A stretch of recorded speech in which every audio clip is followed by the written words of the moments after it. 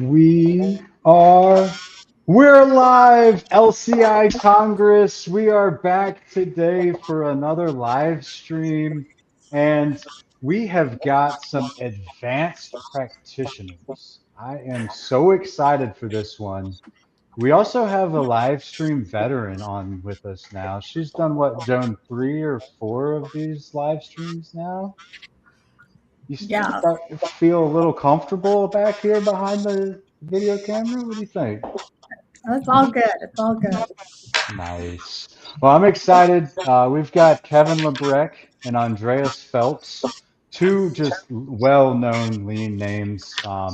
Andreas, I'll never forget the little mini book on the self-sufficient home that I first read, where I discovered you. Yeah, that tiny Tiny house house. of lean. Yeah, man, I like those principles in there were so just eye-opening for me, and to know that you lived through an experiment, I think is such a cool thing. So I'm excited to dive into a little bit more about who you are, but first, the world knows that I am an icebreaker fiend. I love me a good icebreaker, and I love opening up, getting some buzz in the conversation. So what I'm after, and maybe Miss Joan, you can kick us off here and then send it to whoever you want out there, but I want to know, since this is an advanced practitioner little live stream here. I'm curious, like, when have you actually failed with this thing that we call lean? Joan, what do you got for me here? Oh, wow. That's a good question. I do know that we, in our plus deltas at Congress, folks like to hear about failure. I think it's just the way they learn. And sometimes we get deltas if, it may be an excellent presentation, but they're like, oh, they only told us about the good things that happened. We really don't feel like we heard about their bumps in the road. So I'll just start with that. Fair enough. I love it. And let's kick it over to Andreas, man. You got any like good stories for us or anything about a time you maybe failed with this thing we call lean? Oh, I it's not a cop out, but man, I fail all the time. It's what I call learning. I mean, I ask my kids. I always tell them, I'm like, you make a mistake, that's fine, as long as you learn from it, right? And so, but I mean, I'll give you a specific example. Well, the other thing I would say is just we don't tend to pay attention to things unless they become a little uncomfortable. And so failure actually has a very important part in the learning process. And there was a lesson that I learned many years ago. I had just run a phase planning session for a project, and it was a disaster. I mean, I'd done dozens of them that had gone very smoothly, and this one was a disaster. And I'm on the plane heading back home, and I'm like, do I offer the client their money back? Like, that's how bad it was, right? And I'm like, no. I'm like, I showed up, I did the exact same, I put the energy and the passion that I put in all these sessions, I put that into that. But it was a very important thing to realize that there's some pre-work that I need to do with the team. The team needed to own it. This couldn't be a transactional thing where they call up some guy and I come there and run a session for them and magic happens.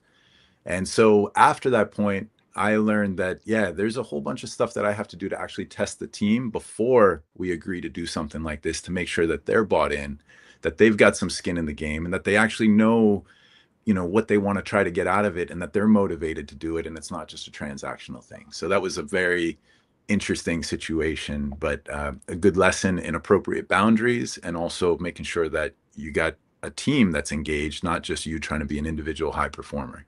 So I don't know, Kevin, what about you? And that was great, Andreas. Yeah, you nailed it. For me personally, the thing that came to mind is partially a Kevin issue, personality-wise. I'm a yes and kind of guy, and when my stomach is always, my eyes are always bigger than my stomach. This is now going back 15-ish, 17 years ago. I was in the fortunate position. I know several of us in the advanced practitioner community are always looking to land in a spot where the CEO and leadership team are all behind it, and everybody's, technically saying yes to lean. And we had the private equity partner that was looking for it. and jumped right in. And in my naivete and my desire to go high speed everywhere all at once, we were attempting to do everything all at once everywhere. And when you try to spin, and we had 14 branches at the time, so it was like, yeah, go, go, go, go. And when you try to spin 14 plates, you break a few plates, as it turns out. And I can remember being at Congress, and it was a Toyota support systems production team. There was a presentation from one of the guys, and I went up to him afterwards, and he was like, I was explaining the situation. And I knew this already, but he was like, no, that's why we do the line leader approach, where you take a line in a manufacturing plant and you make that one line become the shining example, and then let that story tell itself. It builds its own momentum. Plus, you had the opportunity to actually train and develop at all levels in order to make it successful, as opposed to just trying to like sprinkle down, from the top or whatever it takes, because you can't possibly resource something that large at all times, at all places. So just pick the priority areas, and we know a lot of different ways to find them. Could be where the backlog is, could be where you have the most pain, it could be where you have the most likelihood of adoption and success. But don't, for the love of God, don't try to boil the ocean, because you're going to get yourself into a little bit of trouble organizationally, and then as a person, as an individual, you stretch yourself super thin, and you can't help everybody all at once. So that's my early learning from an advanced practitioner perspective. Amen, brother. And there's a bit of listening that goes in there as well, without a doubt. I think all lean folks, no matter what level you're at, we suffer from a little bit of an abundant of mindset perspective, right? Because we want more, and it's continuous improvement, and let's do it and do it. And man, that's one thing I've learned as well. Those small J's, I call them, the one piece, right? The Lean Builder book comes to mind. Just do a daily huddle. And then, hey, maybe a picture, right? Maybe a little floor plan you can write on. And then let's start talking about weekly work plan and improvement and that sort of thing. And before you know it, you've got the whole system going on. So thank you all for being transparent, a bit vulnerable there. I really appreciate it. I'm going to tell you a quick story of my failure. And I was the lean champion, right? We were actually here at Clemson, where I'm sitting today, and I got to build be part of a team that got to build a large project, and I was the lean champion. And I read all of, Greg and Glenn's papers, and man, I knew how to fill out that Post-it, and I was all about that process. Exactly, Andreas. It failed miserably, right? People were laughing at me. I had the whole pull plan was behind my desk in my office, and it was all lined out. That's all we had to do is right there. But yet, for some reason, I was a little bit overbearing. I missed the human side of this, right? I took the tool, and man, I tried to jam it into the project. And that was an awakening moment for me, where I realized it doesn't work that way, right? The tools are there. They're designed to be flexible, right? They're designed to fit the project, and we've got to pull the tool, right? And to put a spin on it. I think that's a beautiful way to put it, is we cannot just be so regimented around how to do the tool. There is some flexibility, and really the value is in the conversations that we're creating. So I'm actually super excited, because I'm going to have get to do a presentation this year, and it's on that exact scenario that I just talked about, how I failed. So I'm looking forward to that quite a bit here. And Omniverse, if you're out there, I see Jody Fitzgerald just popped us with the question here. I'm going to pull that up in just a minute, but please, please, please, these are advanced practitioners. If you want to get some info, if you've got questions for them, put them in the chat, and we're going to work it in as we start going through the next 20, 25 minutes here during this discussion. And I had this one teed up. Kevin, I'm going to come to you. I'm really curious, what the heck is an advanced practitioner anyway? So LCI now has some definitions to the different levels overall. And we have, over the years, had just a way for us to, as we program Congress, kind of put things into buckets, so people understood this content is for the introductory, intermediate, and advanced practitioner level. The definition is actually on LCI's website. Anybody can go look for it. It's under the learning tab overall, but I'm just going to read it out loud to you so everybody hears it verbatim. But it's an advanced practitioner is someone who's been leading lean initiatives and is coaching others. At this stage, the goal is continuous improvement and seeking new ways to challenge yourself and others. So let's talk about Congress here in a little bit on the road to mastery overall. So it's this you have some skills you have implemented, and you are coaching others, and you are up for the challenge of sharpening your sword against other stones that are also advanced practitioners. And I think that, I'll lean right into why we even do this from a Congress perspective as well. Is it's always about providing the content that meets the needs of the entirety of the lean community. And that's both in terms of what we call the four legs of the stool, the ownership side, or really five: academic ownership, designers, engineers, trade partners, and general contractors. And then we also look at if you're a beginner or you're intermediate or advanced practitioner. And we're always trying to create the time and space within the body of Congress that continues to make it a high value experience for advanced practitioners. Because sometimes if you've seen the content over and over again, you're like, I can probably miss this one. And you wind up talking to people in the hallway. I mean, that's been the genesis over the years of, like, you wind up having a really good conversation, again, sharpening your sword against another. You're just really grinding it with other people and saying, what are you doing? Or what are your challenges? And then you just get into this long conversation. So we've been, over the years, evolving how we try to meet the needs of the advanced practitioner and create the time and space for that kind of level of conversation to happen. So sometimes curated and sometimes just free and open. So we're excited with what we can offer this year. So. Yeah, I love that perspective, Kevin. Like the hallway conversation spawned this thing, right? Like that's such a beautiful way to put it. I got one for you, Mr. Hoots, because I remember this moment very clearly, and I think it was in Texas. I believe it was in Texas. So somebody I think you had just finished giving a presentation, or somebody had just finished giving a presentation. And you said, does everybody know there's actually work going on at the hotel here? Because when I got coffee this morning, I talked to the superintendent, the foreman outside, and he was like, yeah, we got to shut down today because the event is stopping us from doing work. And you were like, let's go talk to this guy and see how we're impacting his daily work and his workflow. And I was like, wow, awesome. And that's the exact kind of thing that it's like, you can't script everything at Congress, and it's just about trying to create that time for those types of things to happen. That was a memorable moment to me, and it was a fantastic conversation with that individual overall. So I don't remember if it occurred during a network break or whether we were just leading into the next session, but it was just impromptu. And I always appreciated you for being that kind of spontaneous energy in the room to go, let's go and see. Man, that's incredible, Kevin. That was in Phoenix, and that man's name was Jordan, and he was installing utilities right outside, and he had to be quiet because all these people were talking about how to make work more efficient and productive and eliminating waste. Yeah, dude, that is so awesome that you brought that back. I love that, Kevin. Thank you for that, my man. Yep.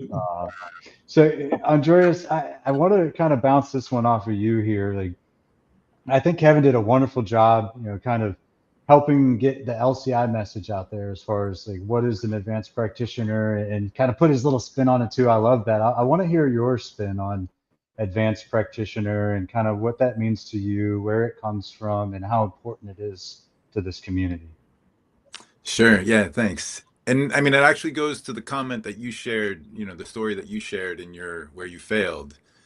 I think it is a spectrum. I mean, you get introduced to lean, you start practicing in it, you get good at it, and then you get to the point where you think you know something, but then it almost comes full circle back to beginner, right? Because now you know all the things that you don't know, and you realize that I perfected the use of the tool, I got the process down, but now I haven't actually worked on the behaviors. I haven't focused on the behaviors. I haven't focused on the mindset of the people that are engaging with it. And so now I got to relearn all those things with that added level. And then, and then maybe you get good at that. And then all of a sudden you realize, well, this actually has to be embodied. Like I got to figure out how I live and breathe this, not just speak it, not just lecture other people or teach other people how to do it. I got to live it in my personal life. I got to live it in my professional life, in my interactions. And so now you kind of go through that whole cycle again, but now the focus is on integration and integrity, right? Of how do I live this and how do I embody it so that through my example, people understand what lean is.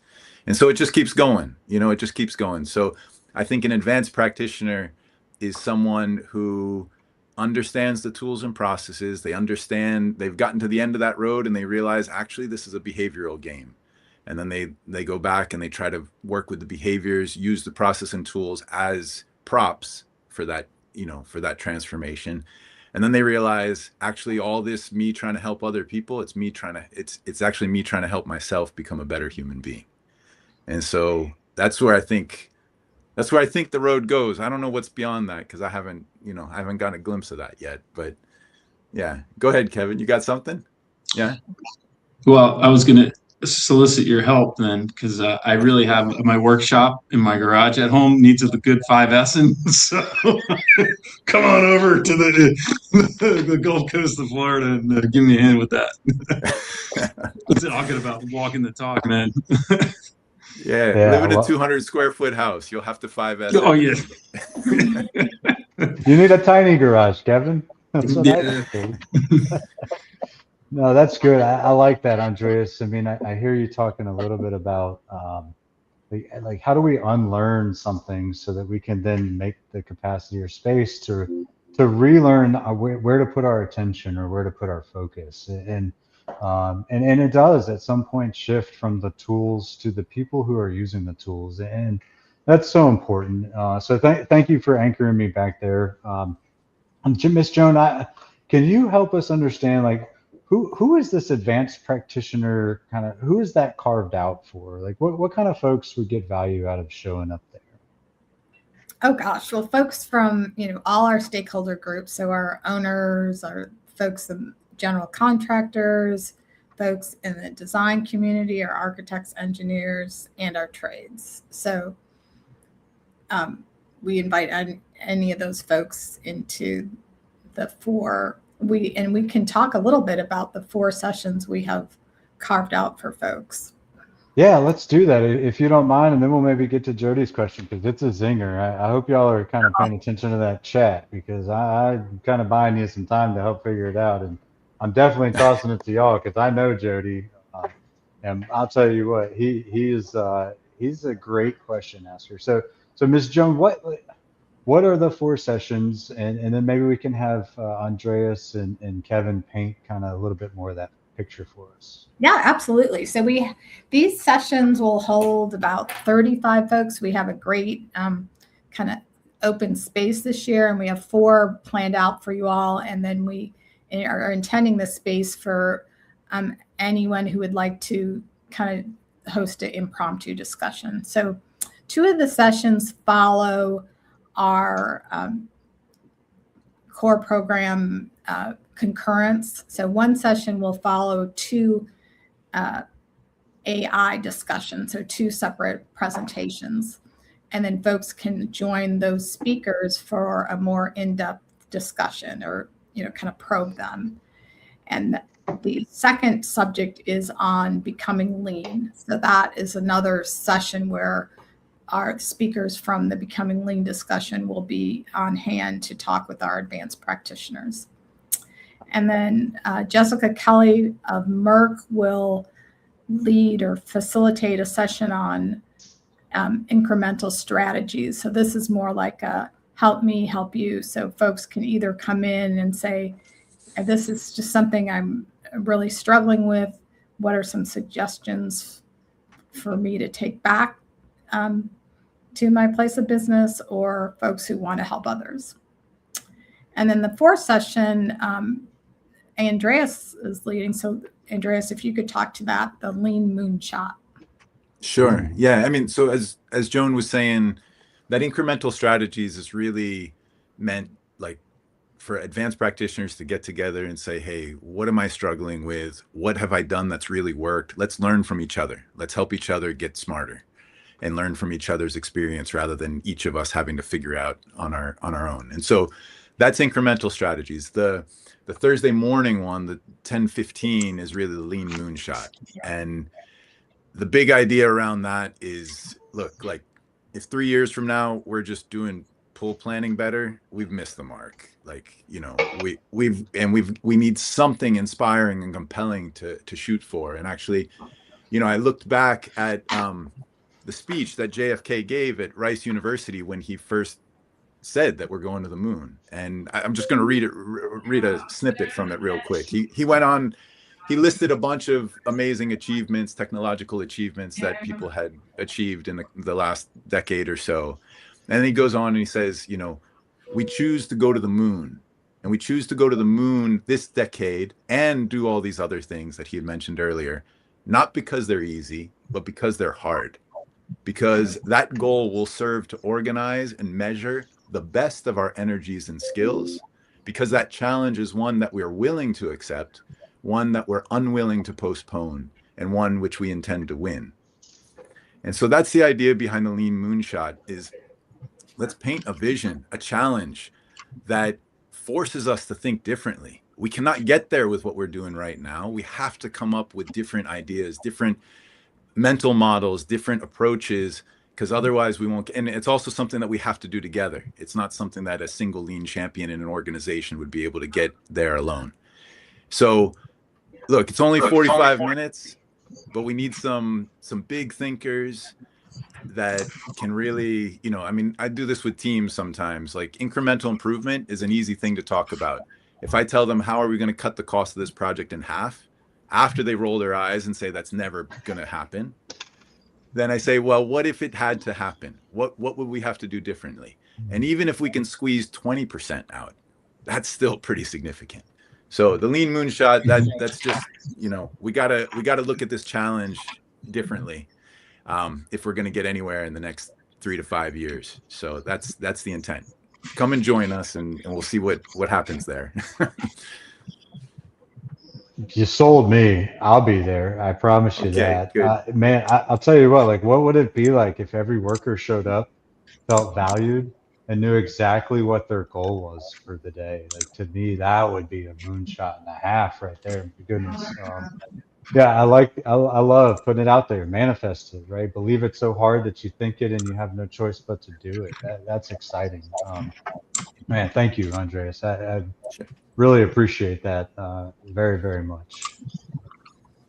Well, Kevin, I hate to do this to you, man, but Jody's question is coming to you. So I'm going to flash it up here. And Jody so you just put out a new book, Built Not Forced. So maybe have some of that in your mind as you answer this here. But does the team you're working with truly understand the identity with their position? Well, I would clarify. I don't know if Jody can pop in on, you know, like the definition of identity becomes, you know, there's so many layers to that, whether it's a role and responsibility, which is a very functional definition, their own personal identification with that role and that responsibility, and their own, the way they internalize it. And then we can get into all cool stuff in terms of how are we leveraging. So I have a specific way that I approach it. I don't care if you use DISC or any other personality profiles. I have a way that I approach problems, and there are different brains sitting around this table. And are we doing a good job of leveraging all of them, including my own? And one of the things that I think from a lean perspective, and it's not just lean, if I'm coaching a strategy session for a company or working with a leadership team, why is always the question that we should be able to answer clearly for everyone.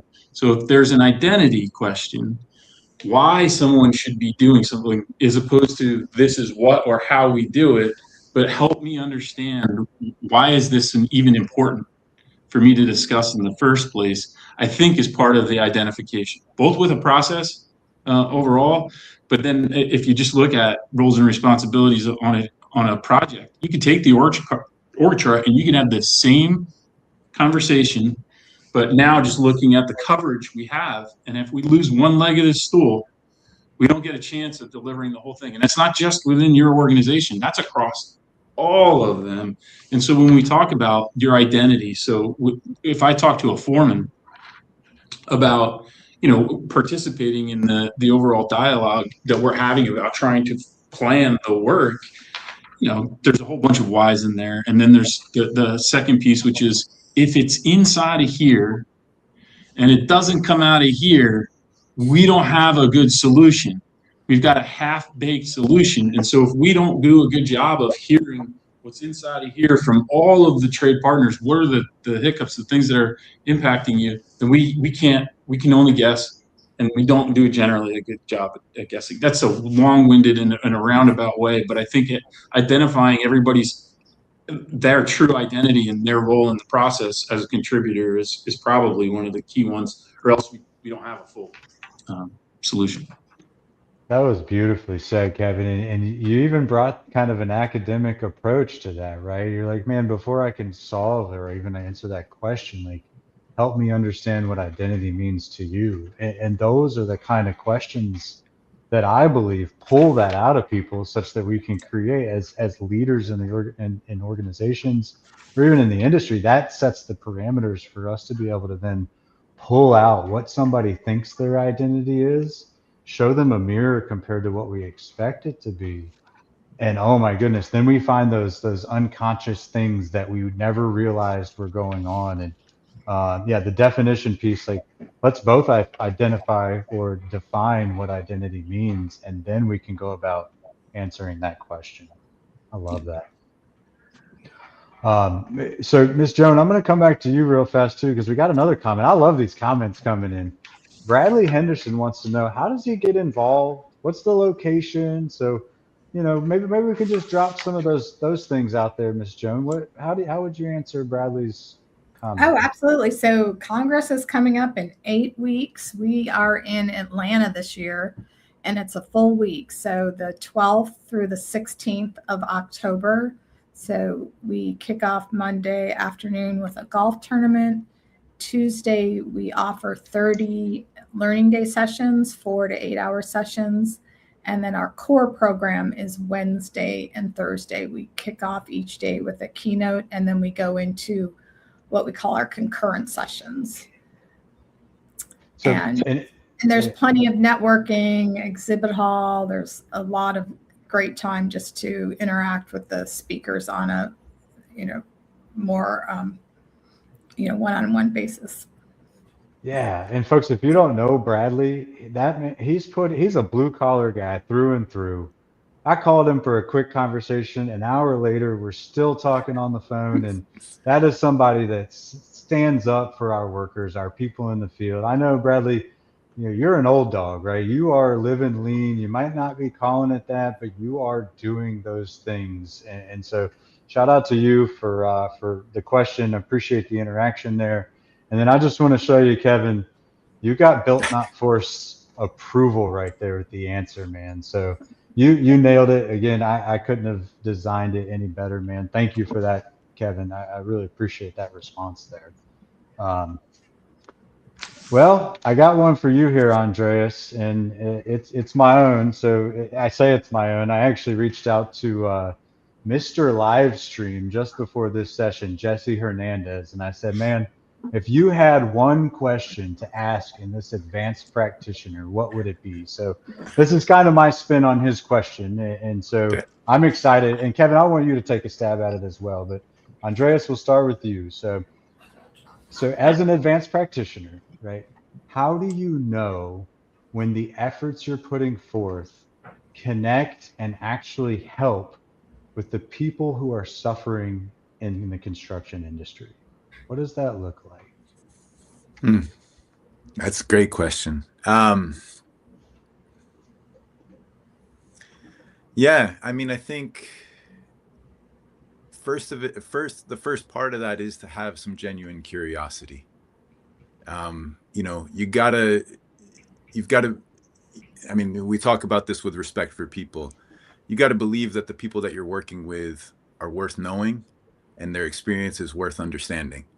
And so how do you know if you're helping somebody if you don't know what's going on for them?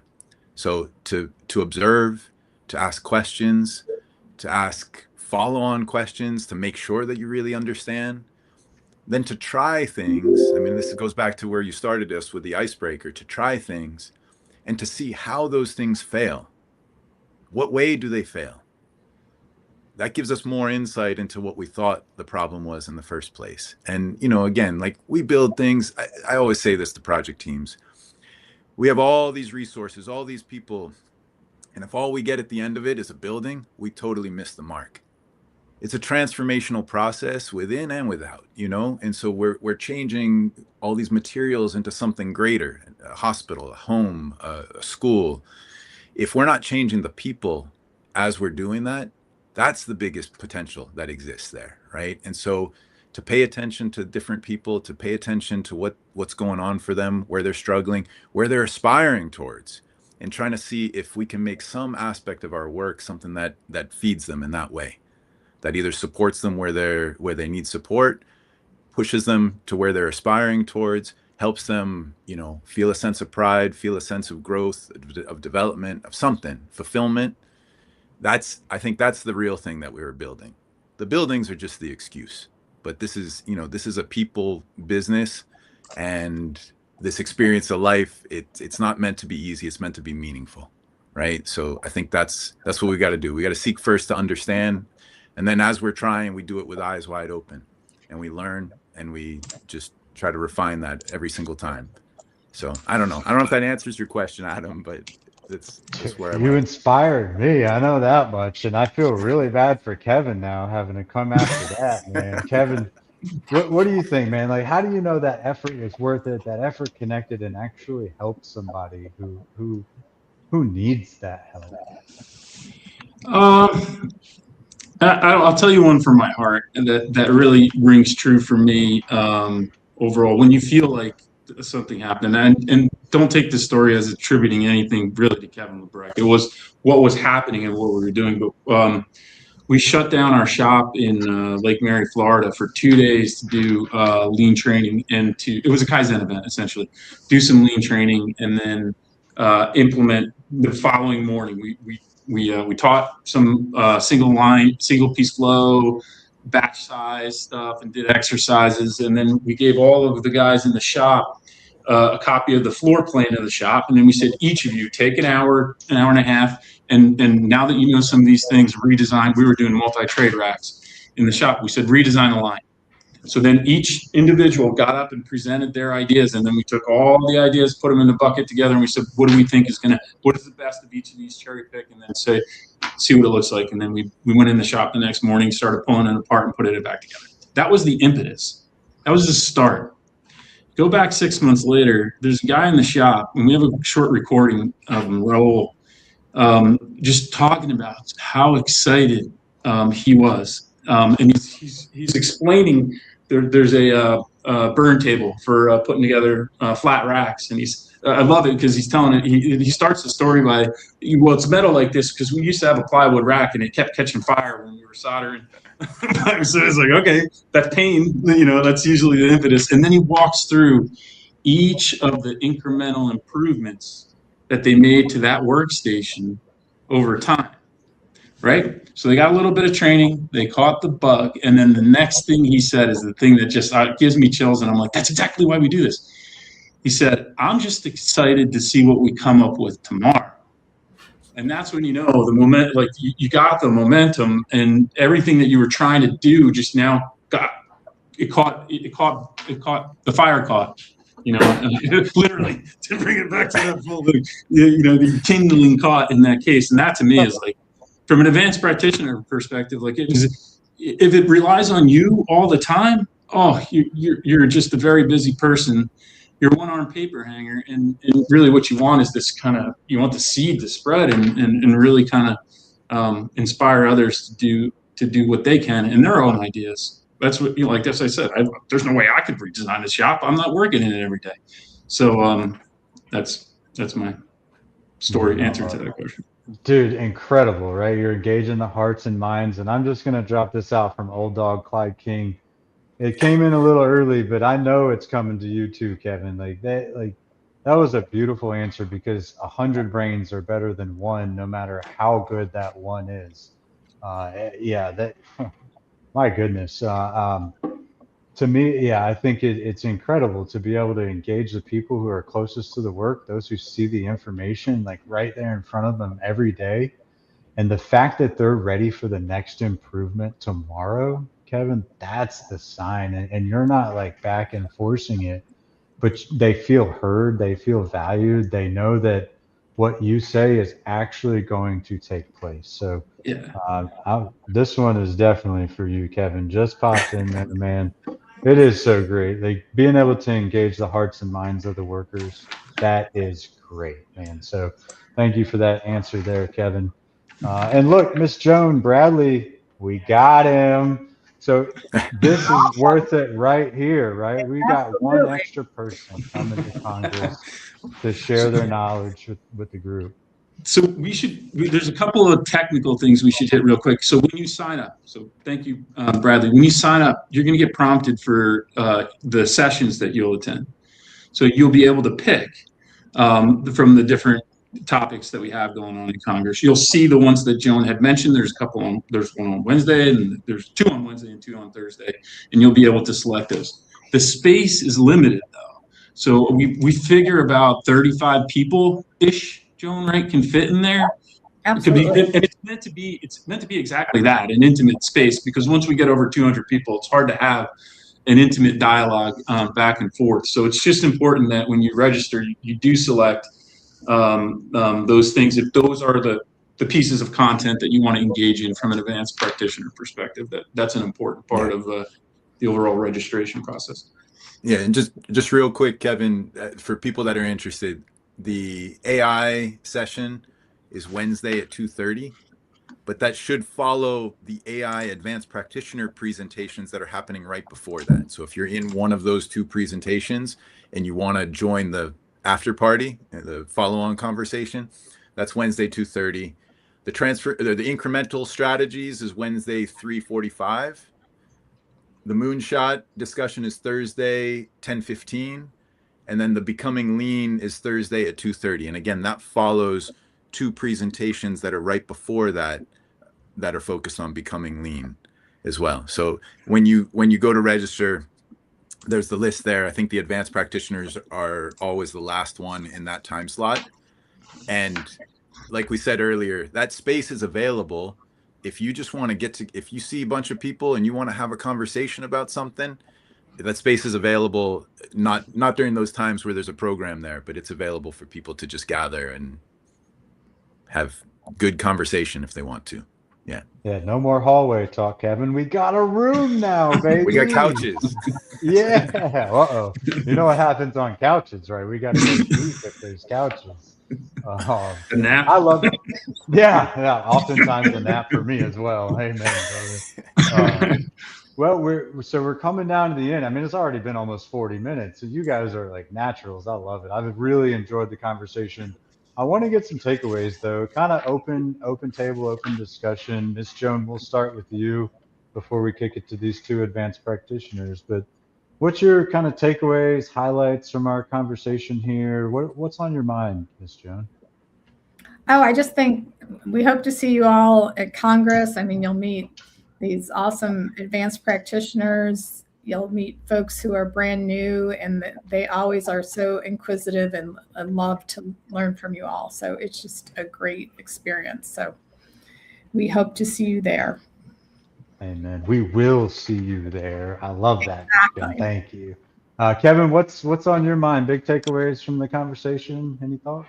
As I reflect back in terms of prior Congress experiences and exactly what happened on this call, I can honestly say what I experienced at Congress from advanced practitioners just happened. Between the story of you from a go and see perspective, and so much I learned, and always it's a reminder to me, like, no, you just go and see, that's what happens. And then Andre, I've sat through every one of Andreas's presentations at Congress, and the inspiration to reflect on who am I being from a leadership perspective. And I thought it was 2 years ago, the one that you did with that gentleman that was so raw and so vulnerable. overall in terms of the crossroads that you hit as you're becoming overall, not just the lean leader, but a human being. I mean, essentially, is part of it. It happened on this call for me. So that's part of the experience overall, and that's what we always hope for advanced practitioners. So. Yeah, and you're being the example right there by shouting everyone out on the call but yourself, right? All the blame and none the glory. So you, Kevin, are the example, man. Thank you for that. Yeah, he's still going, Andreas. I'm coming to you. Please feel free to tell him that he is the example. And any other thoughts you might have, my brother. Yeah. Well, I mean, I think Kevin summed it up pretty well. I mean, the only thing that I would say is, we got Congress coming up in a couple months. Anytime you go to something like that, it's energizing, it's inspiring. You hear things, you meet people, and there's a high that you have coming out of that. And, something that I always try to remind people is, how do you keep some of that alive? It'll diminish a little, the week that follows, life keeps happening. You got to, deal with all the issues at work and all that sort of stuff. But how do you hold on to something from that and integrate that into who you are and how you approach your life and your work? And so, like I think Kevin was saying this earlier, you don't have to boil the ocean. You don't have to go back and do all the stuff that you learned. But if you can find one thing that inspired you, one thing that deeply resonated with you, and figure out, okay, how do I keep this alive for the next 3-4 weeks? And if I keep it alive every day for the next, this goes to like our daily work or, daily huddles, leader standard work. If I do one little thing to keep that alive for 4 weeks, now all of a sudden it is an intentional habit. And it's something that is part of how I approach work and how I live my life. And if everyone can just set that as a goal before they go to Congress, I'm just looking for one thing, one spark that I can take home and I can kindle it and turn it into a nice fire that roars in my soul, right? And so something that changes me as a person. So that's the only thing that I would say. It's easy to go to Congress, have a good time, and go back into the real world and forget it all after a couple weeks. Let's make it a transformative experience if we can, even if it's just in a little way. Yeah, folks, this is bigger than the project. That's what I just heard Andreas say. This is life-changing stuff that we're getting together and talking about. And I love this comment again from Jody. Like, today's decisions create tomorrow's conditions. Protect tomorrow's work. So important. So your decision today to attend LCI in 8 weeks in Atlanta will create conditions for a better tomorrow. And that's what I hear you guys talking about. And another one from Bradley. We definitely got some folks coming in here. I love it.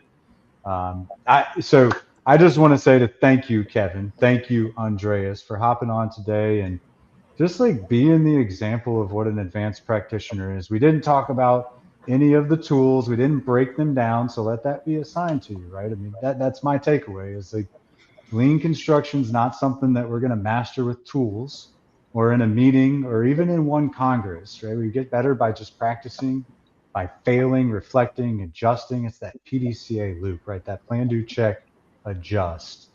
So if you're sitting around and watching this and you're getting excited as I am right now, like go and register right now. Don't hesitate. Come to Atlanta, LCI 2026. Again, Kevin, Andreas, Miss Joan, thank y'all again. And everybody watching, drop any final questions in the comments. Share this with somebody that needs to be there. You can continue to hit us with questions too. This is going to be out there forever. Kevin and Andreas put it on their stream too. So they'll be watching the comments. Y'all hit us with some questions and let's get down to it. And we will see y'all in Atlanta in October. Peace.